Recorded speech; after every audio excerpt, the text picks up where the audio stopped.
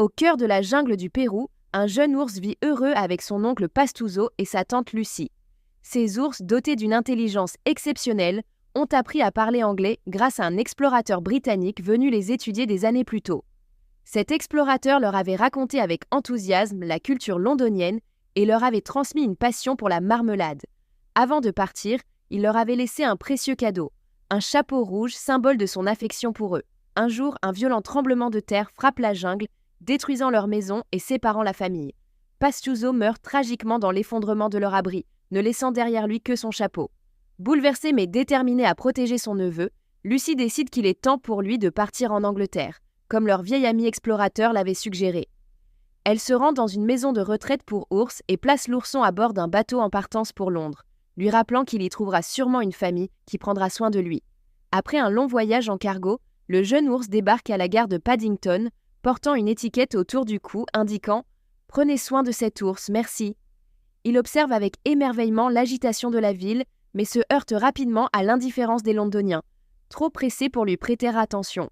Pourtant, une femme bienveillante, Mary Brown, le remarque et s'émeut de son sort.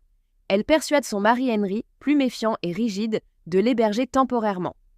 L'ourson est accueilli chez les Brown, où il découvre avec curiosité la vie urbaine, mais aussi ses pièges.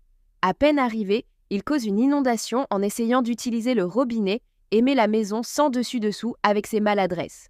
Les enfants de la famille, Judy et Jonathan, réagissent différemment à sa présence. Jonathan, inventif et curieux, l'adopte immédiatement, tandis que Judy, une adolescente soucieuse de son image, trouve cette situation embarrassante. Paddington, comme l'appelle Mary en référence à la gare où ils l'ont trouvé, rêve de retrouver l'explorateur qui a autrefois visité sa famille. Avec l'aide des Brown, il tente de remonter sa trace, mais ne possède que peu d'indices. Pendant ce temps, une femme inquiétante, Millicent Clyde, directrice du musée d'histoire naturelle, apprend l'existence de l'ours parlant. Obsédée par la taxidermie, elle décide de le capturer pour l'empailler et l'exposer dans son musée, voyant en lui un spécimen unique. Paddington découvre que l'explorateur qui avait rencontré ses oncles et tantes s'appelait Montgomery Clyde. Il espère que cet homme pourra l'aider à retrouver un foyer. Mais lorsqu'il remonte jusqu'à lui, il apprend une terrible vérité. Clyde est mort et sa fille n'est autre que Millicent. Contrairement à son père, qui avait choisi de protéger les ours plutôt que de les capturer, Millicent nourrit une haine profonde envers ces créatures, estimant que son père a ruiné sa carrière scientifique en refusant de les exploiter. Elle est bien décidée à se venger en faisant de Paddington la pièce maîtresse de son musée. Alors que Paddington commence à perdre espoir et envisage de partir pour ne plus causer d'ennuis aux Brown, Millicent met son plan à exécution. Après plusieurs tentatives infructueuses, elle parvient à l'enlever et le ramène au musée pour l'empailler. Pendant ce temps, la famille Brown réalise à quel point l'ourson est devenu important pour eux. Même Henry, d'abord réticent, se rend compte qu'il s'est attaché à lui. Dans une course effrénée contre la montre, les Brown se lancent quant à la rescousse de Paddington. Ils pénètrent dans le musée et affrontent Millicent dans une séquence remplie d'action et d'humour.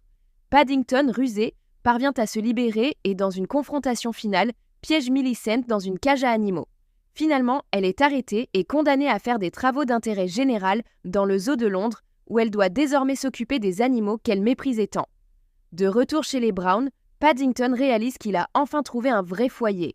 Il écrit une lettre à sa tante Lucie pour lui dire qu'il est heureux et aimé à Londres, comme elle l'avait espéré. La famille Brown l'accueille officiellement comme l'un des leurs, et même Henry, autrefois méfiant, admet que leur vie serait bien moins joyeuse sans lui. Ainsi commence une nouvelle aventure pour Paddington, désormais chez lui dans cette grande ville qu'il a tant rêvé de découvrir.